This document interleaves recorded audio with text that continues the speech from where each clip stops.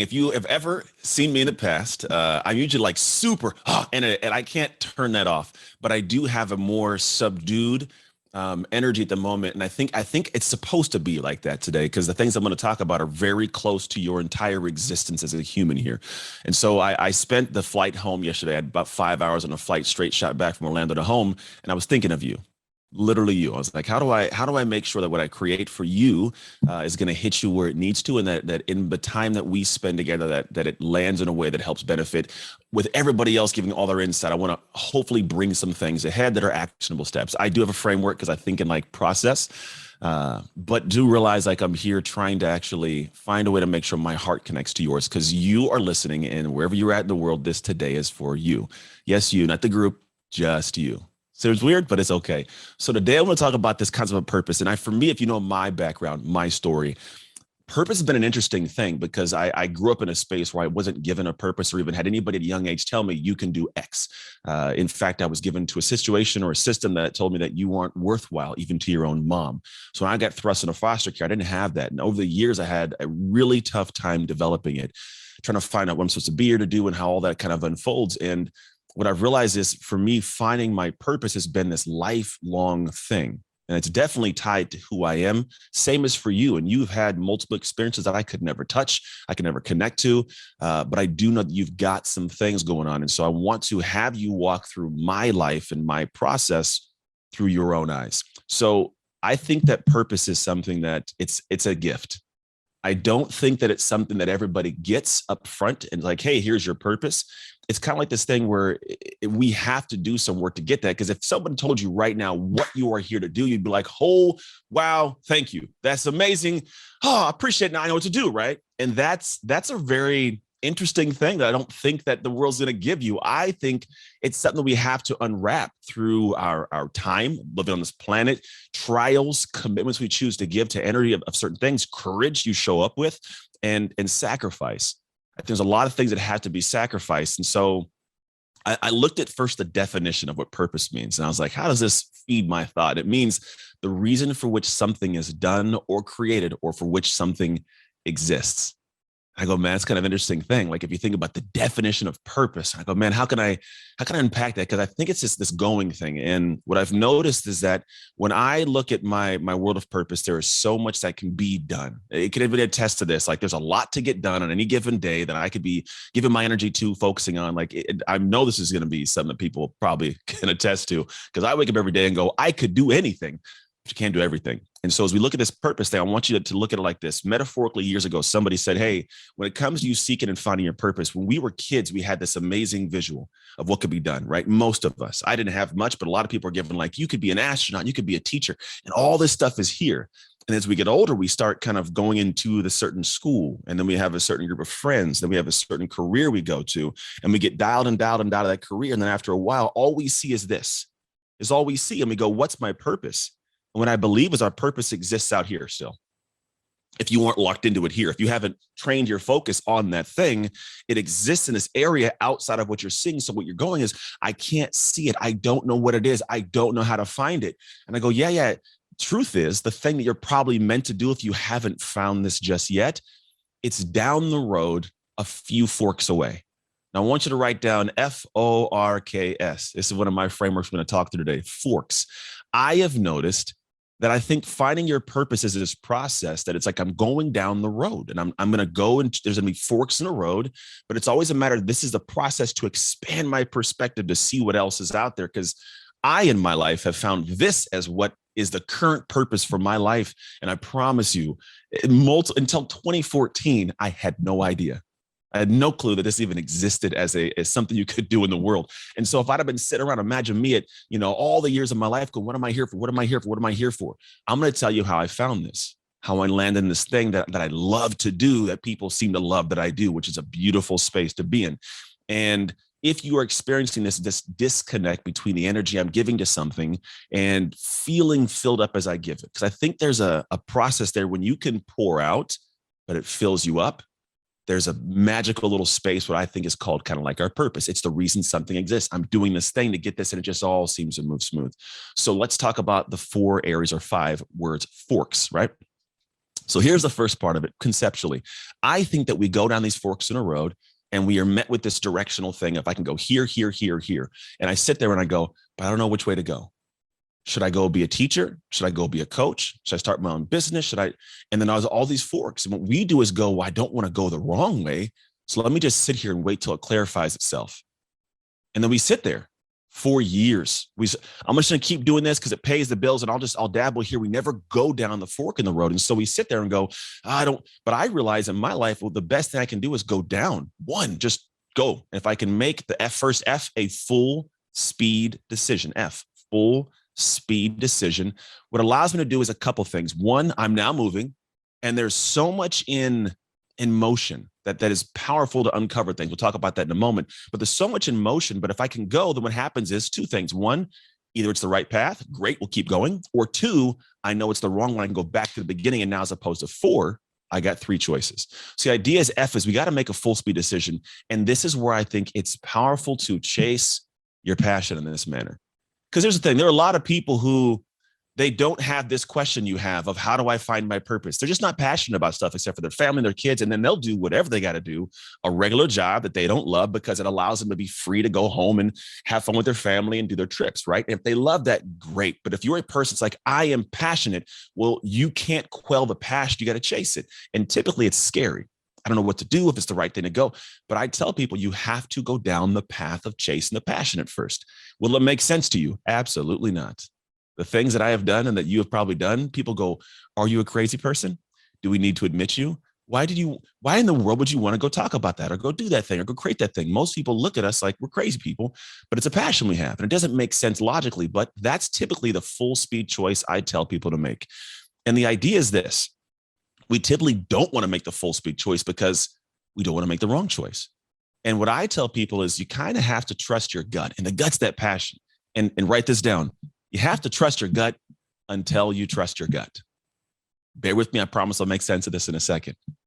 It's kind of like this refinement process. When I go out and chase something, I go and I trust the gut. That's what I'm going to do. I go do it. And then I go and go, that wasn't the greatest. I learned. I go back and now my gut is more refined. Or I go chase the thing. It worked out. Great. I log it. Okay, great. That was a good. Why was it good? Okay, cool. I log it. And little by little, I'm refining my gut's ability to make a decision, which really in my perspective is like the conscious and subconscious talking. And then all of a sudden it comes up and goes, hey, I'm trying to tell you something. You've seen this book and read this thing and there's something back here you don't know, but conscious, pay attention a little bit. And I go, my gut's saying something. Well, yeah, because it's been so many different paths I've taken and choices I've ran into to refine that thought process and really decision-making skill. So I start doing this little by little. And it takes me back to when I look at football. Those of you guys that don't play football or didn't play, any sport will do. I play defense. Defense is very trust your gut, but the gut doesn't really exist in this. What it looks like is, here's the play, Anthony. Read these things, react, trust the gut and go. And I go. I do the plays hike. This takes place. I run full speed. Boom. I go back. Hey, Chuck's wrong choice. Oh, okay. And I watch the film on it. Okay, now I know it's the wrong choice. The same thing occurs again. I make a better choice. And I start doing this more and more and more. And after thousands of repetitions of taking a rep, good or bad, going, hey, why was it good? Why was it bad? It logs to where now when I show up to game day, you show up to game day, you can almost flow into the day. It's like a reactionary, instinctual gut thing because I trusted the gut in that moment. I was told it was the wrong choice. Cool. Why was it wrong? Okay, log that back to the gut. Gut goes, okay, next play, do it again. And now what happens is little by little by making full speed sprint decisions, I got better at making full speed sprint decisions. So I'm going to tell you when it comes to this full speed decision, the first thing is to trust your gut. You're not going to die. It may be hard. You may get some difficult feedback. The world may say, hey, it wasn't a good product, didn't go well. Hey, someone might say that wasn't the greatest, whatever it might be, but it's just feedback to refine the gut, which is that decision-making thing that just happens. And I need to trust it, right? And the more you do it, the better you get at it. I want to talk to you today about how we can find meaning and fulfillment, but also it's geared around this, let's finish strong mentality. But I had a moment to think about this. And the last like 5 or 6 days, I do this when I prepare for you guys. I sit back and I think about like, what do I want my heart to say? I don't think about how to teach. I'm like, what I want my heart to say, what I want to kind of have transmute into your world. And I sat with this thought and I said, if we're going to talk about meaning and fulfillment, I would like to start with first, like, well, Why do we not have it sometimes? What might rob us of it? Here's what I want to talk about that I think there's like three things that I've found that are basic, but I think rob us of this experience. And one to begin with is false anchors.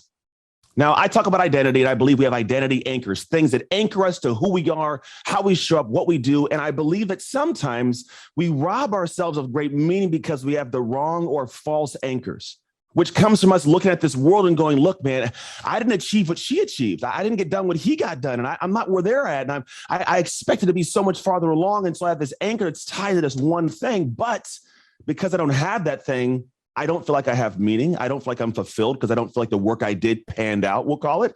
And I think it's because we're sometimes placing our energy and our anchor in the wrong anchors. Here's an example. There are areas of our life where like we go into something thinking we must do it the way so-and-so did it. If we do it the way they did, I'll get the return. I found this out early on that it doesn't work that way. So when I first started this industry in this world, I want to come speak and share and pour my heart out. And I found other people that were doing things. And I was like, man, I'm enamored by this. I love this. I'm going to do what they do. And so what happened is I would do a bunch of like adjustments to who Anthony was to fit the box of the rough and rugged former NFL guy, like, that kind of guy. And then I see BRENDON, he's like happy, and I'm right. And just these things I would try to do them and they wouldn't fit.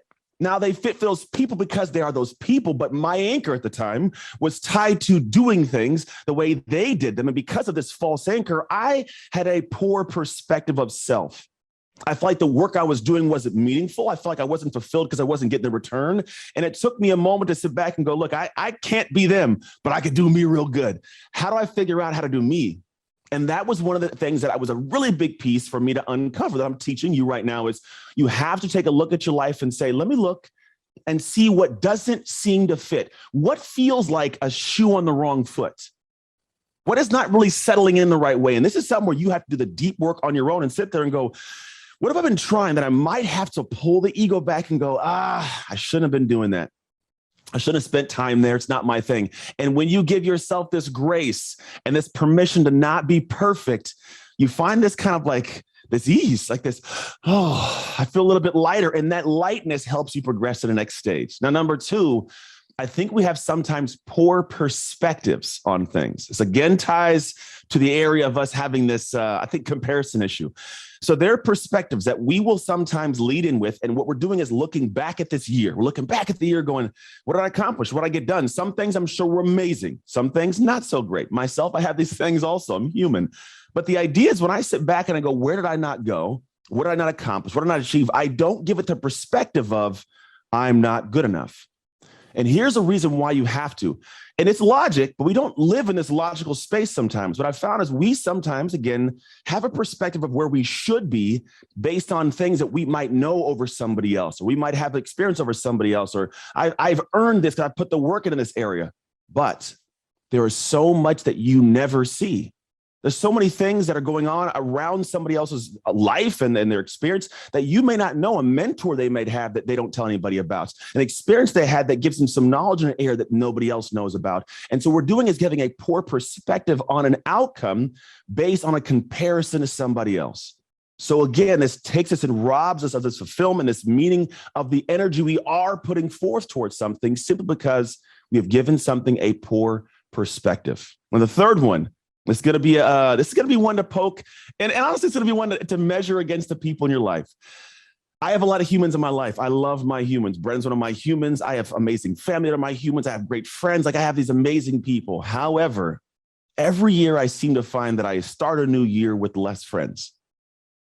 Now, I'm not saying you have to do this in any way, but there's a reason why this happens. At the end of the year, I don't know if you guys do this, but we get prepared if you have a business for like financials and taxes. And I take a look and go, what expenditures did I make that I didn't need to make? I'm looking at the financial aspect. And then I take a look at my life and go, where was I giving more energy? Where were there more withdrawals than deposits into my life? And I'm talking about actual people. Where are people in your life showing up and withdrawing more than they're depositing? Because what happens is if we feel that drain, that pull from us, and we don't get filled back up, we start feeling less than because this person doesn't respect us. And then what happens is that energy, we live from it. And so I found that for me, there are times when I step back and I go, yeah, this person withdrew a lot from my life and they didn't deposit very much. And while I love them, I'm going to do that love from a distance this year. And it's a decision you actually have to make, because doing this gives you a little bit of a pride for self. You feel better and you give yourself an opportunity to get more fulfilled, because this transaction you're making, when you're here in this box and someone's withdrawing and depositing, you are diminishing your ability to be in another area of relationship that's depositing and withdrawing at an equal level. So this area is blocking this one. So it allows you to have the space to get more of those deposits into your life in an amazing area. So that's what I found, some of the reasons that we get robbed. And then I now want to talk about the areas that we get our meaning and fulfillment. And we're all different. This is the good thing about life. We are all different. There's beauty in the difference. That's why, like on Thanksgiving, I don't stack my plate with just turkey. I have turkey and I have the mashed potatoes and I have gravy and I have the stuffing. I don't do cranberry sauce. It's just weird. I don't do that. But I do sweet potatoes. Oh, I love sweet potatoes. But there's a plethora of different colors and mixtures. And so that difference is amazing. And so when I look at these things, I go, well, if I'm looking at meaning, where am I getting my meaning from? Where am I having these differences tie into my life in a great way? And I believe that sometimes we tie our meaning and fulfillment to the wrong areas. And I think we have to look at is, you have to, in a certain space of looking at this stage of getting to your meaning, is where are you having the right people and achievements tied to your personal meaning? Now, people and achievements are big. I think that people are the things that make life amazing, and achievements are great because you get to share them with the people that make life amazing. And I know you have goals and aspirations, why you're here, growing yourself to reach that next level, to access whatever tier is meant for you past this point here. But the idea is, I want you to think about is, where are you actually garnering and getting your meaning and your fulfillment, in a sense of, what is the thing giving you feedback that makes you go, yes, I did it right, I feel great. Now, while I talked about removing other people, right? We talked about having someone in your life that's withdrawing. Where do I put people in? How do I find the right people that give me a sense of fulfillment and meaning? And if it's not about getting new people, it's about taking a look at the people already in your life and saying, how do I make a better relationship here? Like, how do you reconnect and rekindle a love that maybe is kind of there, but it's not sparked on fire? How do you find better communities to be part of, like GrowthDay, and really invest in the community and energy and engagement, sharing with other people in the world you know, to bolster the human connections you have, right? How do we actually find that meaning? Because for me, my meaning, my fulfillment comes from my family and the people I choose to call family. This morning I got up and I got about an hour before my wife, and I was doing work, and then she came down and her back's been bugging her. She runs track. And so I spent about 30 minutes before getting dressed to come hang out with you guys, doing like a whole ultrasound on her back and sticking little sticky pads on. Like, I find fulfillment in doing that for my relationship. I find meaning in my wife's life for doing this. You see what I'm saying? The people you pour in. Now, the other part of it is achievements. When we do something and we have this outcome on the back end of our actions, we will find a meaning from the achievement or lack thereof. So if I put effort and energy into something, I get that outcome. I go, oh, look at me. I won a game. I won a Super Bowl. I got that client. I built the business. Right? But for some reason, I put the energy and effort in, and I don't have that. What I do is I go, oh man, what this means I'm not that great. This means maybe I'm not that. And here's what I want to give as a thought. And I love this. Someone shared with me years ago. And here's a thought that has garnered so much freedom for me. No moment has any meaning except the meaning we place upon it. Repeat this, because this one's helped me immensely. No moment has any meaning except the meaning we place upon it. So what I have found is when I place the meaning of may help my wife, that meaning is like, I show up. I mean a lot to her life. But if something goes off and goes wrong, like yesterday, nobody knows this. I had 4 disturbingly unsettling situations pop up, and I'm still dealing with them. But I gave it a different meaning. I said, you know what? These are Cadillac problems. I get to enjoy life still. Like, I get to come hang out with you. It can't be all that bad. I don't let that trickle in and give it a different meaning that tears me down. So when you look at the achievements you have and something doesn't go right, don't give it the meaning that drags your soul out. Give it the meaning of, you know what? It's strengthening me. It's teaching me something as a lesson I need to have that's going to propel me to the next stage, or give me an asset of a skill set to apply at this next level thing that I don't even know is coming just yet. So providing a different meaning is very, very big when it comes to this. I love the concept of leadership, and I'm going to unpack for you, like I always do, my weird random thoughts that have a direction that hopefully you can grab a nugget from and do something cool with. And so leadership, I'm going to change it because my words shift. So I said, I'm going to call it leadership. You get it? Leadership. That's my jokey sound right there. That's my jokey sound. So I'm going to talk about leadership because my big thing is shifting. And I want to think about shifting perspectives, right? Shifting the way we see things, hear things, experience things, because I think that's how life changes. I think we have those moments in time where we are at some way, in some moment, presently aware of how we're doing things or how we are acting or how we're operating. And when met with that moment, we go, ooh, it's time to change something. It's time for something to shift and something to adjust. So now I'm going to tell you briefly my story if you have never heard it before. I got to a point in my life where I'd gone through a whole lot. I went through foster care as a kid. I had this weird diversity issue of growing up in an all-white family, not really feeling anchored anywhere. And at that time, I felt like a leaf in the wind. I didn't do a great job of leading myself, to be quite honest. And so I kind of was just ending up in the direction of leading towards being a statistic of foster care, which is not very good statistics. They're kind of difficult. They're not that great. Anyway, so there's that part of my life. And then I go from that point where I'm stepping into the stage of, all right, well, now I'm this foster kid who's now adopted, and I got to go into this realm of being the adopted kid. How do I show up here? And I kind of was just still a leaf in the wind trying to figure things out. And I had a moment where I decided to take some kind of control of myself, and it helped me get better at the game of football. But I really only applied it to football because, well, I was 15 years old. What were you doing at 15 years old? You weren't trying to change your life. Neither was I. I want to get better at football. So I applied it there. Progressed to the next stages of my life. I went to college football, had a great opportunity to play at a high level. And then I had a kid. And then it gets different. Because if any of you guys are parents out there, when you have a kid, it's a different dynamic of like, oh, there's somebody else in my world that, like, if I don't take care of them, they die. Like I kind of got to lead them in a direction because you got to eat. They got to not fall off things. Anyways, this is kids. I'm a parent now, right? And then I go to the next stage of like, I'm trying to lead at one point, not just my kid, but I was the senior on the football team. I had 19 linebackers. I don't know how it worked out, but most years there's always multiple seniors. My senior year in college, there were 20 linebackers. It was just me leading all these punk little kids, man. The little kids, man. We were all little kids, but they didn't listen. They didn't show up on time. And the coach left it on me because what you do as a senior linebacker, you make sure your unit is strong. Same for the family, same for everything. Same for the business you have, doesn't matter what it is. And I'm just, listen, I'm going to guide you through these things so you get it. And I'll come back to them as we kind of unpack today. Then from there, I progress on to leaving college and I go to the NFL. And the NFL is an interesting monster because quite literally how you lead yourself is what matters.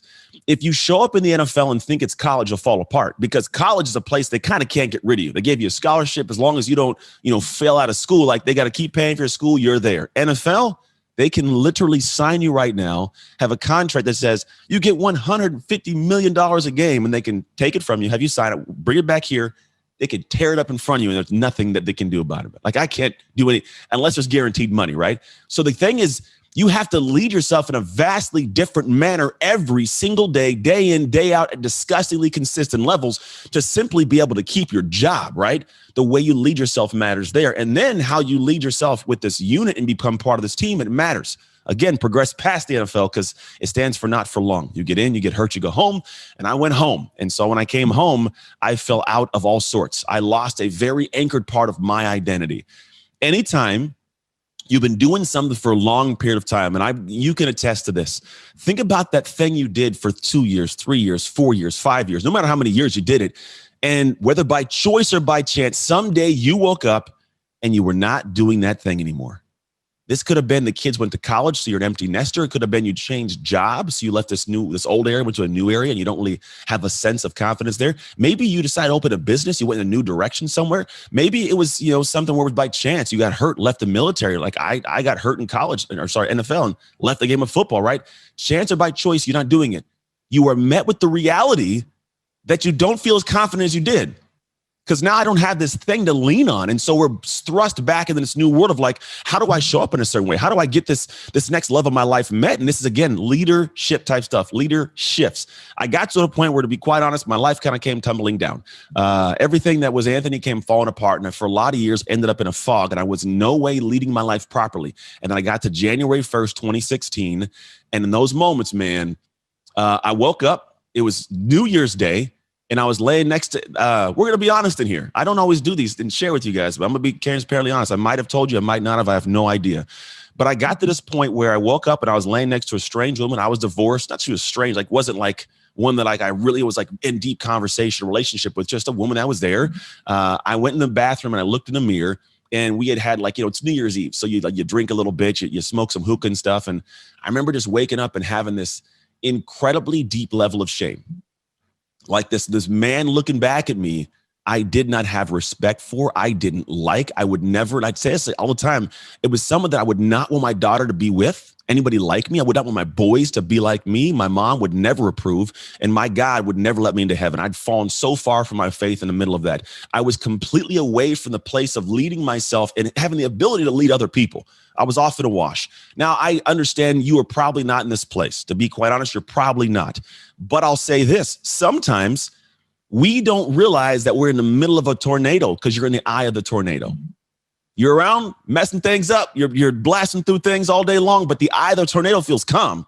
It's calm, I'm cool, collected, but you don't realize the damage you're doing to people outside because you just don't pay attention to it. It's a statement that I love. I recently heard, and it goes, it is hard to see the label when you are inside the jar. Sometimes we're unaware. So it's the truth. We got these things going on. So ideas like, okay, how do I get to the point of seeing this label and making adjustments? Well, I finally saw my label. I didn't like the label, and I had to lean into a space of saying, man, I want to fix my life. I'd made 2 promises to my mom that 1, I would fix my life. 2, I would help other people do the same at some point in time. Now, the first one, it's not so fun at all. The first one was I had to confess. Confess is the acceptance point. It's essentially saying, look, I am not perfect. How many people do you know that have said like, oh, I'm not perfect, but the moment that you point something out that's not perfect, they shut down. The moment you do, like, I'm not perfect. Okay, then, hey, Shirley, then why is it you can't figure out how to get the right shoes? Shut up. My shoes are great. Like, I'm just making something up right now. But you know what I'm talking about. It's funny when people will say that, but they don't actually confess that they've got to deal with this problem at hand. We have in place this thing called an ego. And it's an amazing thing. It can benefit us amazingly. Like, my ego protected the identity of a football player by eating right, training, lifting weights, going to practice on time, learning the playbook. That part was positive. However, it can also be EGO, everyone's greatest obstacle. It can show up in ways that force us to like protect the current identity, which is unable to lead us properly. Does this make sense? Because if I don't confess I got something to work on, I will never give myself permission to improve. It's a big one. And I'm telling you right now, I guarantee I have things to work on. I have a wife. She lets me know. And there's things we all got to work on. Am I perfect? Far from it. Have I done a lot of work? Yes. Will I continue to? Forever. I was actually at a BURCHARD event, and I heard Harvey McKay say this, and I love the statement. And what he said was, at the end of the day, the biggest room in the world is the room for improvement. That has stuck with me beyond all things. I'm like, the moment that I believe I don't need more improvements, the moment I'm going downhill. And I can't be in a place of leadership in the position I am if I haven't continuously led myself. So the first thing is to confess there's almost consistently something to work on. And it's a beautiful thing, to be honest. Like, humans, we are actually, I believe, the happiest while in motion. Like, there's something to being in motion, in creation. Think about whenever you have the most like peaceful, separate from anxiety moments. It's when you're building, creating, working with your hands, out with the kids, like, driving a car. Maybe you're making something, singing, whatever it is. When you're in motion, there's magic there. There's a creation piece, and you can't get to that level of creation or motion until you've given yourself permission to be like, you know what? This is something that's got to be improved. And it's okay. So I'm giving you the ability to give yourself grace and say, look, I got to work on something. If I don't look in that mirror and go, dude, you suck, man. Like, you got to work on these things. I don't get better. Because I think for me, one of the biggest realities that was really hard to accept. And hopefully you do this. If you haven't, you get a chance today to realize that you are the common denominator in all of your problems. Welcome to our time today. Today, I'm going to dig in. Something came to me immediately as I was about to start talking to you, and there's this thought. It's a thought about how my family truly operates language we actually use in our household. And here is the language to lead this bad boy conversation off. Here's what we tell our family. Truxes don't show up. Truxes show out. And if we're going to show up and show out, we must show up every day to our lives, the weight room, the food, all that. You'd be surprised. Our family does cold plunges in our pool in the backyard. Like, we get down, and I want to give this as a thought to you, because this year you cannot just show up. You got to show out. Like, there's people that love you, that look up to you, that you are serving and showing up for, that need you to not just show up to life this year, but to show up and show out. So have that as an anchor as we kind of have this conversation. But with all the amazing things I could talk about, the idea today is like how to win the year. And it took me immediately back to this helmet you see in the background, because I used to play professional football, play college football, and winning was a thing. Like a humongous part of my entire world was, well, how do you win? And so I was like, what if we frame this today in the stance of like, it's a game, like a game, right, for the year. And so I said, I'm going to break this thing up. I quite literally have notes broken down of pregame, first quarter, second quarter, halftime, relax, bring it back, second quarter, third quarter, fourth quarter, then overtime. We're going to talk through this today in that kind of manner. So if you're a football fan, awesome. If you're not, catch up, because I am. And if you love any sport, understand the concept of pregame quarters, you got it dialed. So let's start this whole thing with this idea of what January is in the game, the whole flow. And what I think January is, it's pregame sometimes, right? As much as we want to think about like I'm hitting the ground running in January, typically it's that window of time post that weird like bubble, like Christmas and New Year's, and no one knows what to do with themselves. We just sit around like, I'm going to get things done. And all you do is drink and eat more. And you just hang out, right? Then the new year hits and we go, I'm going to get going. But it's usually a good time to think about what I'm going to do in the year. Now, we're doing this now. Some of you have sat down and figured out goals and aspirations, what's in it created, right? And it's that really good time. And so when I think about pregame, here's what I want you to talk about and think about realistically as we go forward into this. When we go into pregame as a team, what do we have? Like, what do we actually have? And the way I look at it is, well, first, I have a team, right? That's the first part to think about. If you're going to win a game, you got a team. So genuinely, you should take notes on this, by the way, and take them in the GrowthDay app, because, hey, it's all there. You are the head coach. Let's put it that way. You're the head coach of the team of your life. And now every team that I've been on has different positions. We have coordinators, offensive coordinator, defensive coordinator, assistant coaches. We also have the team, the people that are on the field doing things with us. And a lot of us, we go, I'm going to go out and do this thing. And I believe I'm going to do it solo, self-made. And I have never won anything of great meaning in my life alone. Ever. I have an amazing team. I have an amazing family. And so here's how I want you to think about where people fit. You are the head coach. You have, we call an offensive coordinator. This is going to be, if you have a business, you have someone in your family, it's going to be the person that is helping you go get the things that you want in life, right? I'm serious. This is going to be, could be your spouse, could be a colleague at work, could be your boss, it could be anything. But think about the person who, when you go and I want to go on the offensive this year, who is the person there helping you coordinate that? It could be a mentor, could be a coach, right? These are different people, but who's helped me go and take on and score points in this game of life this year? The other defensive coordinator is the key one. Who do I have in my background, in my corner, when things go wrong and I got to step back up? Because you know as well as I do, in the middle of the game, not every play goes my way, which means in the middle of those moments, who do I have to lean on? Because when we get into the space of having nobody, I'll pull back. And what ends up happening is I get tucked in that echo chamber of my head where I don't want to know or anybody to know what's going on. And I feel like I'm silent, and I'm BRENDON calls it the caged life, right? I get to that point of pulling back. You cannot get there. You have to start the year with someone you reach out to and go, hey, when I have this year going on, if things go awkward or crazy, I want to be able to lean on you. Can you be that?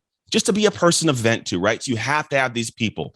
Now, you also have essentially the assistant coaches, people that are around assisting the team, assisting the offensive and defensive coordinator.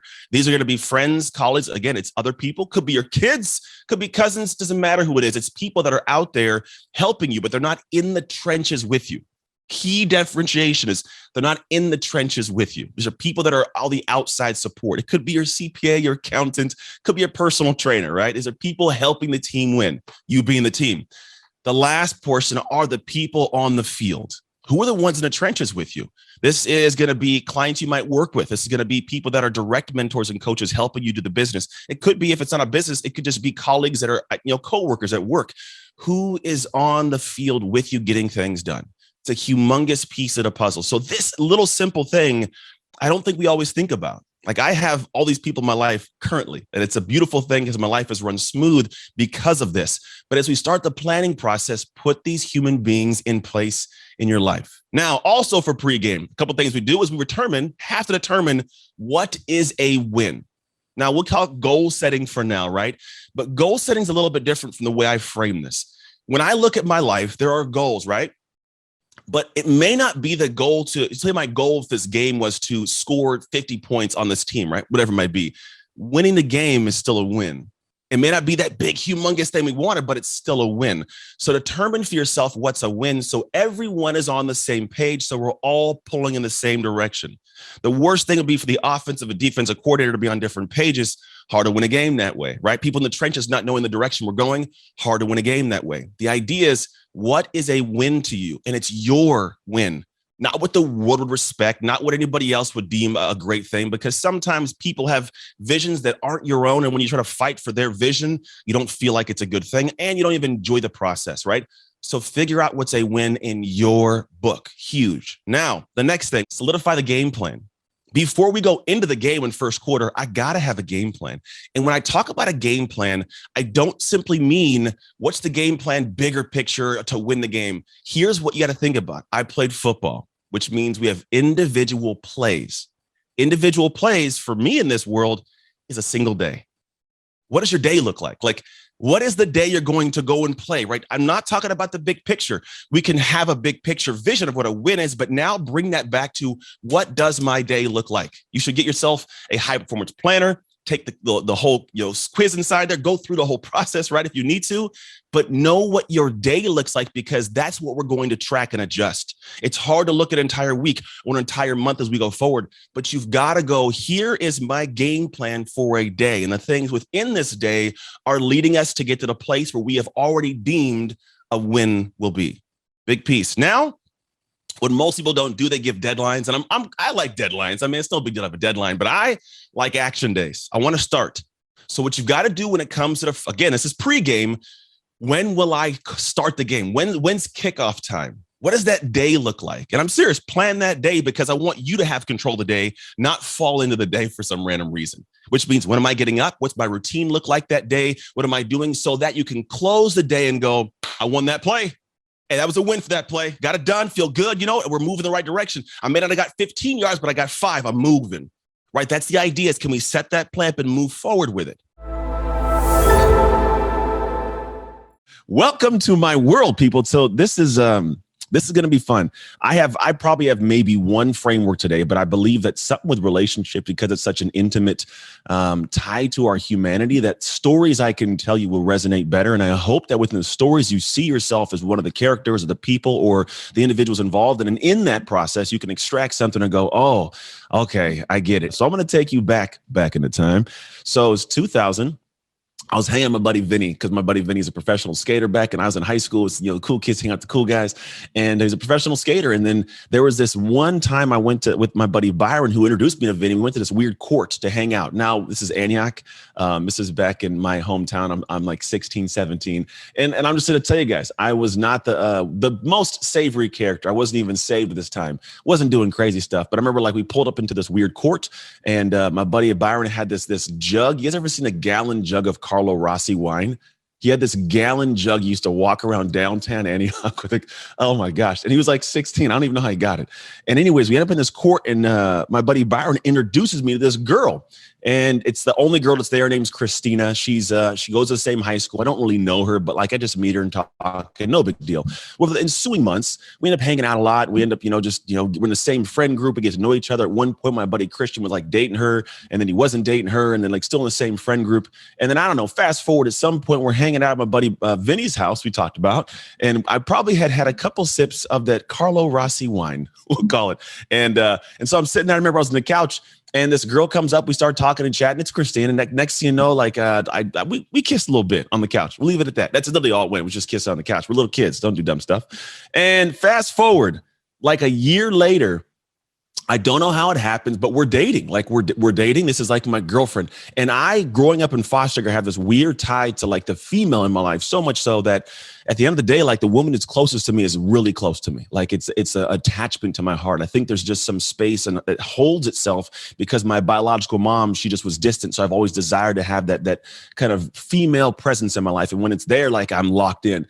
And so like this girl at 18 years old, 2 years after that night on the couch, we'll call it, I was sitting there, And I was in a car with her. Now, this is the thing that I realized. In high school, I wasn't the most academically sound person. In fact, my family, we didn't really do academics. I was one of six. We were really poor. My mom and dad, they didn't graduate from the high school, I don't believe. My siblings, of all of us, I'm one of six. I'm the only one who actually graduated from the high school, not continuation, not GED. And here's why. I had an opportunity to play college football. And I wasn't academically ready for it. But this girl I befriended I was dating was like a 4.1 GPA. So I'm that kid that her mom and dad are like, why are you hanging out with this athlete who gets bad grades in sports? She was like, he's a good kid, I promise. And I was a good kid. So we're sitting there and like we would go every night back to her house and she would help me do calculus. Like, or was it calculus? Stats. It might have been stats in high school or something. I had to figure out how to get my math stuff done because I did not know and I was like a year behind. But if I got it dialed in and I got a better grade, I had a chance at a scholarship to go play football. So every night we would go through homework and she seriously would sit there and like walk me through this stuff. And eventually I got a better grade. I get an opportunity to go play college football, University of Oregon, probably solely because she sat down and taught me how to study, taught me how to learn, taught me how to get better grades. So I go to college, we do the long distance thing. It doesn't work for me. I'm not really enjoying the distance, but I'm locked into her so much so like I don't talk to women. I don't do anything. In fact, at 18 years old, when she came up to visit me for a game, I proposed to this girl at 18 years old. So fast forward 9 months, I'm doing long distance. We don't like it. She's like, you know what? I found out your college, Oregon, has the degree that I want. I'm at UC Davis. I hate it here. And so we end up progressing into this thing where it's like, maybe you come up here. Yes, Nancy, go Ducks. It's like, maybe you come up here and go to school. Her family's like, I don't know. Do you really need to go up there to go to school? She's like, it's a great school, #2 in the country for this. And so she makes a choice. Her family says, just don't get pregnant. Go up there. Don't get pregnant. Take care of school. Be focused. Good to go. I have a 16-year-old son. So about 6 months after she got up there, we got pregnant. Oh, man, don't do this. Don't tell your kids to do this either. Not a good recommendation. So fast forward a couple of years, I go to the NFL. I'm in the NFL. She's back home taking care of our son, and she's a trooper. She graduates with a 4.2 GPA, summa cum laude with her master's in special education. The chick's a beast. The actual quarter that she had our son, she still got a 4.0. Monstrous. And we're away from home. We're in college in Oregon. We're from California. So like, she's just, you get it. She's dope. So we're living this life, doing this thing. And we come and I go to the NFL and we're doing the distance thing in the NFL. Ups and downs is tough, because I'm gone like 7 of 10 months. Typically, I'm not really home that often, but we go back and forth. We communicate when we can. She's pretty much a single mom at home with me sending paychecks home. And it gets to the point where like I eventually NFL ends because NFL stands for not for long, in case you didn't know. Now, here's where the story gets to the point of why we're talking about it today, my friends. And I'm going to give you the good goods that are not that good. So I'm sitting here in these moments, I come back to the NFL. I have a massive identity crisis. I don't know who I am. I've lost the sense of self as Anthony. And I'm sitting here in this moment. I'm going, who am I without football? And so I neglect the rest of my life. I've talked about the fruit of the labor, right? The fruit of my labor was football. And that one piece of fruit I was focused on, and I lost sight of the fact that I was a tree.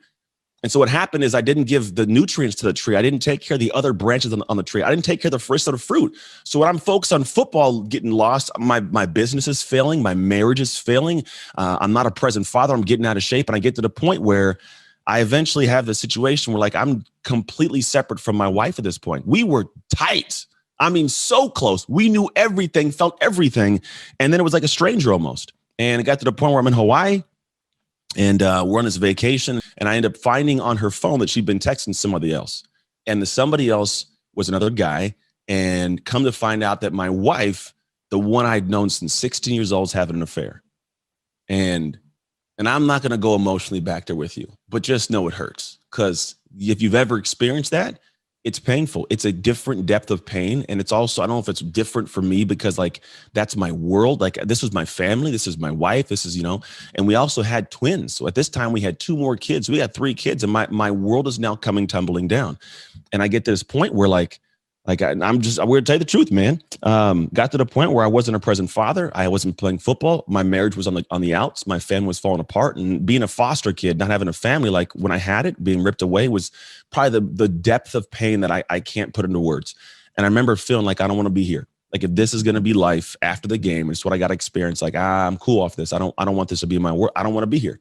And now, thankfully, I didn't do anything to take my life. But like that was a very clear and present thought for a moment. So for what I call the next 6 years, I had what was called the fog. The fog is that time when you get up and you have no idea what to do that day. This fog lasted from 2012 until 2000 and I think 16.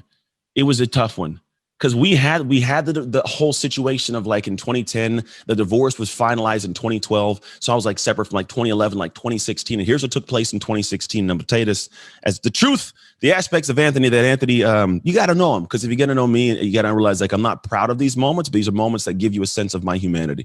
So like when you are with somebody for so long, you want to be with somebody.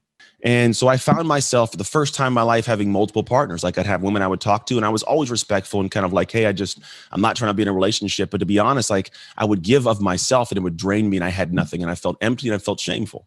Like there was a day where I woke up on January 1st, 2016, and I was laying next to a strange woman from Russia, of all places, who had come because I went out and give a speech there. And I went into the bathroom and I looked myself in the mirror and I had this wave of like hate, shame for the man looking back at me. Like, I don't know if you've ever been here, but the relationship we have like with ourselves is one that's difficult and it's hard if you don't like being alone with yourself.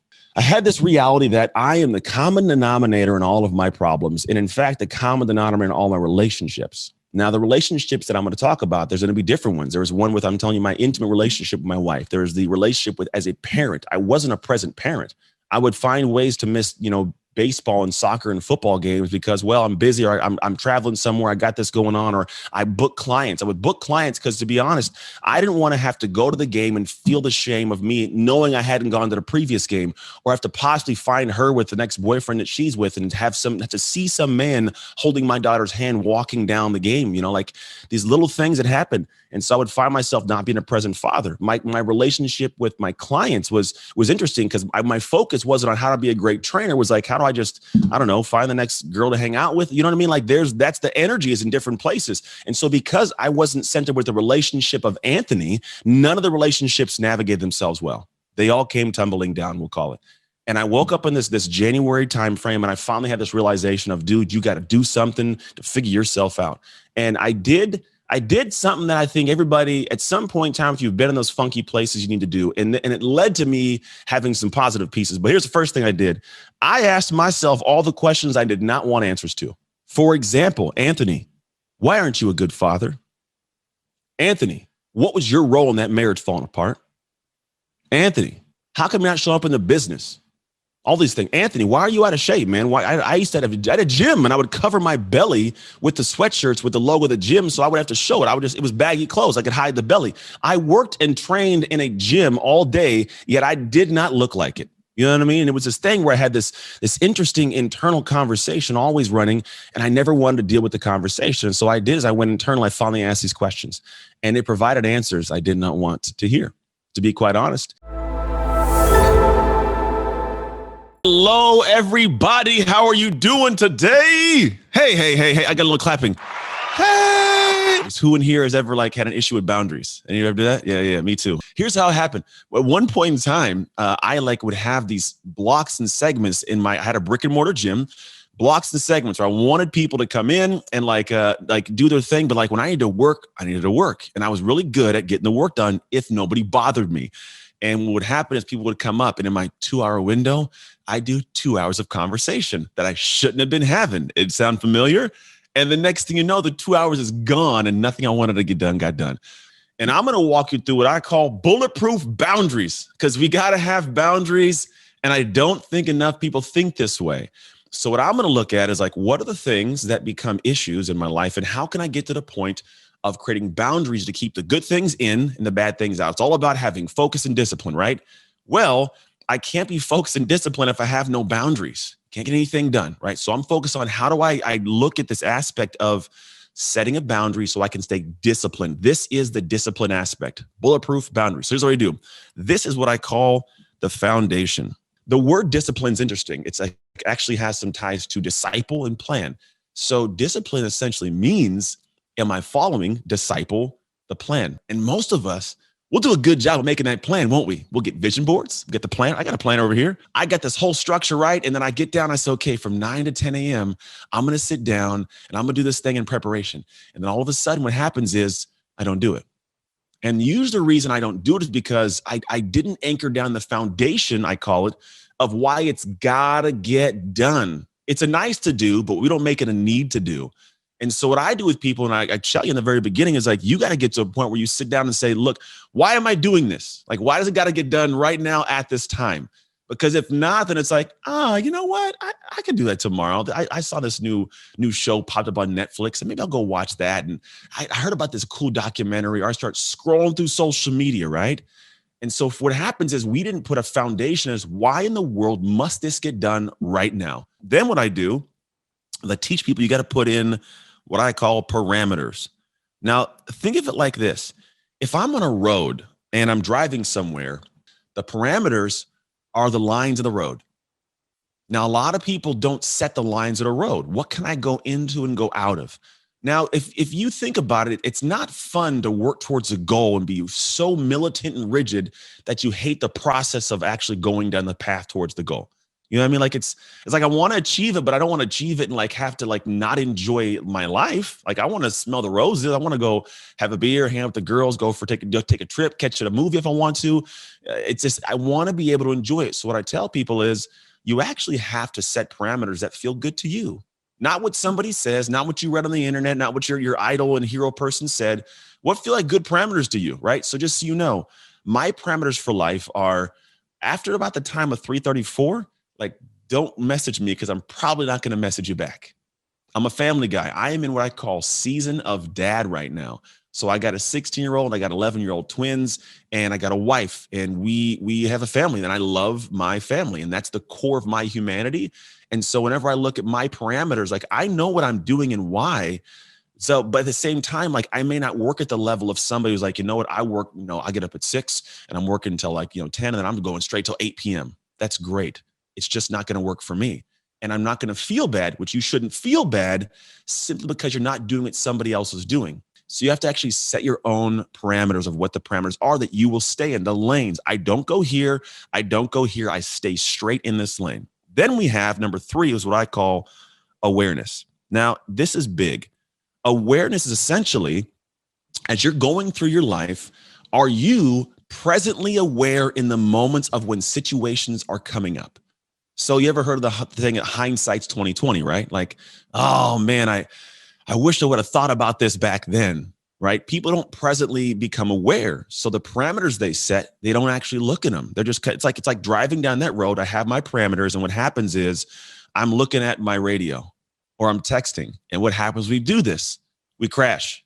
So what I tell people is in the moments of when you're living your life and doing your stuff, the awareness piece is essentially you want to go back and have times or moments where you actually check. This is time audits throughout the day. This is like every once in a while, like set an alarm on your phone. I've done this where I'm like, I set an alarm so it goes off to remind me to check what I'm doing. And I kid you not, it'll catch me in the middle of scrolling through Facebook when I'm supposed to be writing emails. I'm like, okay.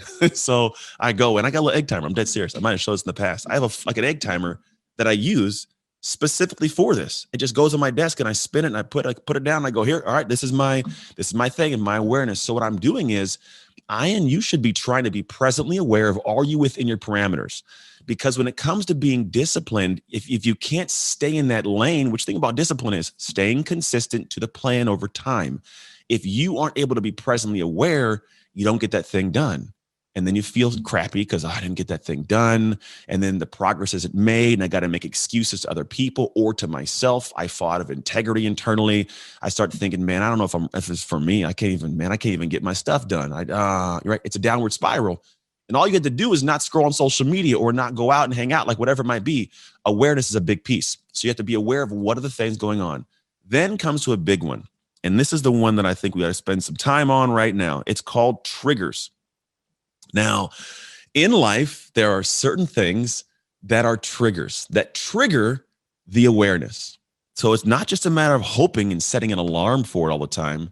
You can actually have triggers in life that tell you like, hey, what's really going on? Like I got, some idea of like realistically, here's what's going on. And so what you should do in this moment, if you get time or like at some point after this, I want you to sit down and think about in my own life, what are the typical triggers that I experience that throw me off? So we have triggers, things that follow in. So for your own life, as people keep doing this, What you think about is, does your wife come in and bother you? Do your kids come in? Does your phone keep ringing, right? And what you do is you plan in moments where you have to be focused, how to adapt and honestly adjust to the triggers that are constantly popping up in your life.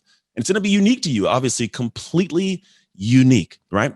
And so when I have this unique piece, I can actually weave in like, how am I going to do what I got to do in this moment to address the trigger? And the trigger is the thing we're going to talk about. It goes to the last piece, which is called willpower. Now, the willpower is a piece that I think a lot of people really fail in. And this is the one thing that you get this right, it's a game changer. So let's be honest. If you think about it, there's times you meet people or people in your life and, they say, hey, you want to go hang out somewhere, or your husband's like, hey, do you want to go watch a movie? Somebody says, hey, do you want to go do this thing? And because it's a good lead into training people, because in the past, you've always been like, yeah, no, count me in. I'll go do that thing. Right? What they do is they ask you and then you say, no, I can't. So what do they say? Oh, come on. Right? And you go, no, I really can't. Nah, come on. Okay. And then you often go do it. You have now trained them that all they got to do is ask you about 2 times. And sure enough, you're off. Right? So what I found is like, all right, well, how can I manage this and how can I do what's necessary? I must have in the moment willpower. Because what happens is if all of a sudden they ask me one time and I do it, they're going to ask me one time and I'm going to do it. If the next time they ask me and I do it twice, and all of a sudden I'm like, okay, cool, they're going to do it. They're going to do the same thing twice. But listen, if I say no and they ask, you sure you want to go? I say no.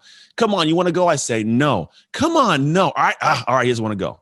They leave me alone. Took them 4 times. My willpower held up. Then for my willpower, I was able to press off and stay disciplined on what I had to get done, right? Then what happens is they come up again. Hey, you want to watch this TV show? No, I can't do it. You want to watch a TV show? No. Okay, whatever. Twice. Ooh, twice, right? Then what happens in the future, if they come ask, hey, do you want to go down and catch the show? I don't want to do it. Okay, off and going. It's easy. But the thing is, a lot of people, they break it far too fast because they don't have a foundation. There's no parameter of what they can and can't do. They're not able to be presently aware of what should take place. They don't have any triggers in place that they've planned for. Because, for example, if you have children, my trigger in my life is like, if they ask a question, I legitimately, the first thing I say is no. Like, hey, Dad, can I? No. Okay, what do you want? So I've already been in the realm of no. And if I want to say yes, I can change it. I quite literally am like, no, that's my trigger for their asking of questions. Now, obviously, I will say yes. I'm like, what do you want? They just know, but like, I'm already in a space of no. So if it's a no, I'm like, I already said no. And they're like, all right. They move on. They get it, right? But I have a trigger, I have a response, and I know it in advance before I get to it. So for you, your trigger may not be people. It might be the notification on your computer when it pops up. It could be an email that comes in. What is my triggered response to stay disciplined in this bucket of time I have to get something done? And then do I have the willpower to hold the way I got to hold? I'm telling you, the difference between those who are good and great is not the information. It's who's able to do what they have to do with that information. Hello, everybody. Those of you guys who may know me, I'm Anthony Trucks. I talk a whole lot about a lot of different things, and I'm always excited because I love doing what I do. I am big on identity shift. I think the core of who we are floats into this area of our life where we don't even typically see it. I believe your identity is who you are when you're not thinking about who you are. It's the nooks and crannies, the in-between moments, those highs, those lows, when you're not consciously paying attention. It's that hindsight's 2020 thing, like, oh, I wish I would have said this, wish I would have did that, right? And so I'm like, well, how do we get to the point of having that be in place? Reality is it's been programmed. It's in there in some manner, in some way. Well, how did it get there? And the truth is it got there from living life, teachers, preachers, coaches, leaders, different individuals. And we just watch TV and watch movies and we listen to the radio and we consume these things and said, I like this. I like this. We just kind of put it in haphazardly. And we didn't really pay attention to what was going on. But now we are this person we are today, living this life. And what's unique is when you're being that person, it creates these actions that you take, they create your life. So a lot of us don't realize that the person that we are subconsciously is creating the life we are living consciously. And so when I look at identity, I'm like, well, I want to shift that. I want to have different things. And when I look at having something different, I believe that if you want to have something different, you kind of have to be somebody different. If you were that person already, you'd already have that thing, right? So when we separate ourselves and just kind of look at it from that perspective, it's like, okay, great. So Anthony, you're telling me I need to be somebody different. No, not completely. Just a small shift, little shifts, right? Shifts in how you perceive, how you function, how you may have some optimism or pessimism, shifts in belief, little minute shifts, these micro shifts have massive change in the back end. So that's what I want to anchor, but it's not where we're going to go today. I like weird metaphors. I was like, how can I have a cool, weird metaphor today for this? And so we're going to go into something. The conversation is going to have to do with music. I love music. So hold that little note. See what I did there? Note. Hold the note. We're going to move into this next stage. But here's what I want to talk about. I want to go through types of identities. Because while we'll talk about I need to reinvent and create something, that's kind of like this, I'm tossing something out, but it's not typically clear, right? It's this, I want to have a reinvention of myself. And I know what I don't want to do anymore, but I don't always have this emotional pull to where I want to be or what I want to do. So because of that, in moments where I need to make a decision, I sometimes will not make the perfect decision for the moment because I can't connect to where I want to be. I talk about being clear on the city, but not the address. So the idea is, well, what's the address? What's that clear, defined space of where I want to go to? This is not something that is accidental or just going to happen randomly. You can't go and ask your friend. You can't go and watch a movie. You have to do it yourself. And it's work. But I want to go through a flow of how do we get to that kind of clarity today? How do I have this anchored thought? And if you guys do this with me today, you should have a very clear game plan and like, hey, this is who I'm going to be. I'm going to reinvent myself to this version of an identity to where you can wake up in the morning and have that emotional draw to it. So we're in the moments where someone's like, hey, do you want to go out and hang out? Like, I can't, I got to do this. This is what I'm doing because this is my focal point. And you don't feel guilty about it. You don't feel bad for telling somebody no. And if anybody, I can see you guys' hands, raise your hand if you've ever had this moment in time where you knew you wanted to do something, but someone pulled you away from it and you felt guilty for letting yourself down.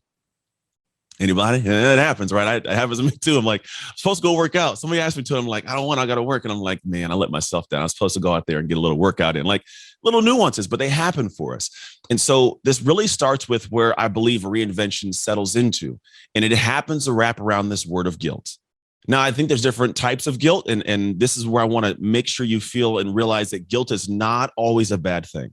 I think there's parts of it that I call what's called toxic guilt and then guiding guilt. Now, I think a lot of the time we create these lives, you're here right now because you're doing something, and while you're doing something, trying to create something, part of you goes, I want to, one of two things, I want to go towards something, which would be, let's call it guiding guilt. This is on the flip side. We'll call it guiding guilt. We'll go to the positive first. Guiding guilt says, I got a legacy, got a vision, I got this perspective. I don't want to let it down. I don't want to have something happen where I have to look back and go, oh, I feel regret, or I feel guilty for not serving my purpose the way I know I'm called to. Not living in the vision I'm supposed to, not serving and showing up as a wife or a husband or a friend or a father. So when my kid says, you want to go play a game? Yeah, let's go play the game, because I know that if I guide myself that direction, if I go away from there, I'm going to feel guilty. So part of it is an emotion. Now, on the other side of the coin, we have what I call toxic guilt. Now, toxic guilt is stuff that leads to shame, which is a tough place to be. It's not that I did something bad, but I am something bad. So it can lead to a shame feeling, but also it can be this thing where I'll repeat a process of negativity because I don't believe I deserve something more. I feel guilty and might feel guilty having that. So if I do get it, I'm not going to want to have it. And if I think about going towards it, well, I messed that up in the past. I feel guilty for what I did to that person, said to that person, how I was angry, how I was mad. So I'm going to punish myself and not go for that. And this becomes something we live with consistently, right? And in areas, if you think about this aspect of guiding guilt and toxic guilt's the thing where I want to go and make more money. People will say, I want to make more money. But what happens is they realize, but the last time I had it, I squandered it, or I'm still in debt right now. Who am I to have more money? Even if I got it, I wouldn't know what to do. This actually is a conversation people had. I have a client who at one point went from making about like $3,000 a month to like, I think he made $56,000 in an 18-month period. And he said, it's crazy because I had less liquid assets at that moment in time when I had more. And I said, well, why? And the discussion trickled down to where, because he had created so much wealth so quickly, he felt guilty for having it. And then it somehow found a way to leave his bank account because he felt this, I don't know if I deserve it kind of guilt. And so when I look at the people that you want to become in some moment in time, I want you to first give yourself the moment to pull back and go, where possibly am I having toxic and guiding guilt be fueling my actions? In the current identity you have, where are you operating from? Now, I don't believe we ever eliminate guilt altogether. If you know my personal story, I stuff that took place in my marriage and my parenting and my business, and I to this day live with those aspects, but it's now guiding guilt. That's a big key. You can transfer, adjust, and rectify past situations that are leading to a guilty identity and feeling like you aren't good enough or you have shame. And you can actually pivot and shift some things and go, you know what? Because that happened, this is going to happen now. That will never happen again. I'm not going to be the guy that's not communicative and showing up in my marriage. I'm not going to be that bad dad anymore. I'm going to take care of my body. I'm going to serve my clients. I'm not letting anybody down. I'm going to be congruent. I'm going to be honest. I'm going to be transparent. I'm going to show up in this manner, right? Because I didn't. So it's not a death sentence, not the end of the world. It's essentially saying, you know what? I'm analyzing. This is where I'm at. I don't want that to happen anymore. I got to move in a new direction. And I believe action ends suffering. So the suffering of feeling this toxic guilt, the actions will end it and move in a better direction. This can be your day for personal growth. This can be that day you committed to and you remember and you go, that was the day I got myself a community. I got better coaches. I committed to making my life the absolute best that I could. This is that day. Make today your growth day. Click the button on this page and sign up right now.